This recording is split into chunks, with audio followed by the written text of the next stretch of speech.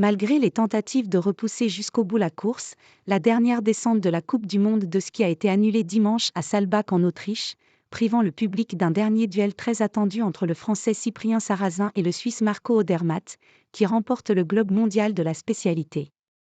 Les deux skieurs, qui n'avaient jamais gagné dans la discipline reine du ski à l'entame de l'hiver, se sont partagés les victoires les plus prestigieuses du circuit cette saison.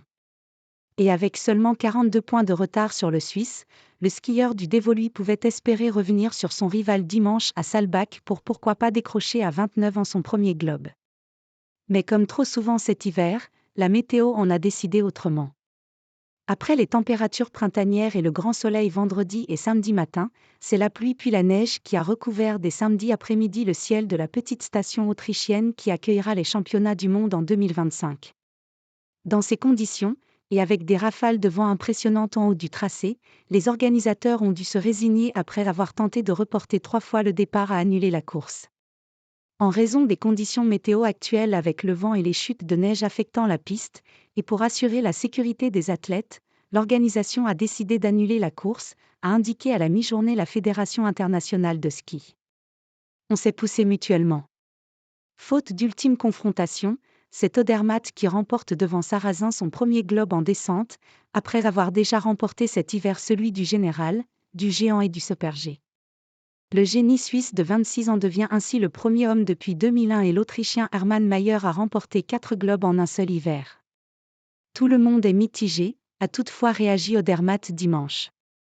On a parlé avec Cyprien et on s'est dit que c'était mieux ainsi qu'une course inéquitable. Ça a été une saison folle, on a eu une formidable bataille, avec un peu de chance de mon côté aujourd'hui, mais ça me rend extrêmement heureux et fier. Entre fin décembre et fin janvier, Audi et CYP se sont partagés les premières places des descentes les plus mythiques du circuit, Bormio et doublé à Kitzbühel pour Sarrazin, doublé à Wangen pour Odermatt.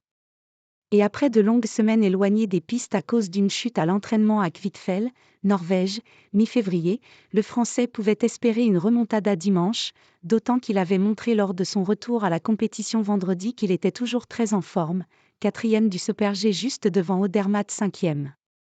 Marco dit que c'est bizarre pour lui de gagner sans avoir fait cette course, je lui ai répondu que ça faisait partie du jeu. On s'est poussé mutuellement, on a élevé notre niveau, a estimé Sarrazin dimanche, se disant soulagé que la saison se termine et que la pression retombe. Rivaux sur les skis mais très amis hors des pistes, ils n'hésitent pas à célébrer ensemble jusqu'au bout de la nuit leurs succès respectifs. Les deux skieurs ont décidé après l'annonce de l'annulation dimanche de descendre ensemble la piste de Saalbach pour marquer la fin de l'hiver. Des annulations en série.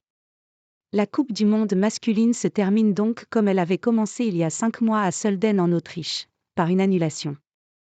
La saison a été rythmée tout l'hiver par les annulations en raison des aléas météo, trop de neige, puis pas assez, trop de vent, suscitant des critiques et des interrogations sur le calendrier des courses. Au total, 21 courses, 13 chez les hommes, 8 chez les femmes, ont été annulées, en grande majorité des épreuves de vitesse. Seules 5 des courses annulées ont pu être reprises pendant la saison. Dimanche, on a eu bon espoir mais on savait aussi que le vent allait monter crescendo, a affirmé le directeur de l'équipe de France Hommes, Frédéric Perrin. C'est pas ça qu'il faut remettre en cause. Ce qu'il faut remettre en cause, peut-être, c'est qu'on se doit de tout faire pour que le combat puisse avoir lieu, a-t-il estimé en regrettant que le règlement de la FIA interdise de déplacer les finales alors que la météo était plus clémente samedi. Sinon on reste sur notre faim et le sport en pâtit un peu, a-t-il ajouté.